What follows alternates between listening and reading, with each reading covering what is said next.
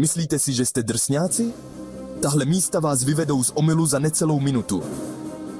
Jako první máme Danakilskou proláklinu v Etiopii. Teplota na povrchu přesahuje 50 stupňů Celsia a všude jsou jedovaté plyny. Sotva byste se nadechli. Dále Mariánský příkop. Kdybyste se potopili na dno, drtivý tlak by vás okamžitě sploštil. Co takhle zóna smrti na Mount Everestu? Kyslíku je tam tak málo, že se vaše tělo začne vypínat a navíc vás může postihnout smrtící zima. Nebo se vydejte do pouště Atacama v Chile.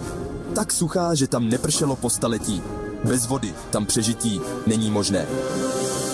A nakonec jedová zahrada v Anglii. Dotkněte se špatné rostliny a budete potřebovat protijed. A to rychle. Nejnebezpečnější místa na Zemi nejsou sci-fi. Jsou skutečná a některá jsou překvapivě blízko civilizaci. Pořád si myslíte, že byste přežili kdekoliv? Rozmyslete si to.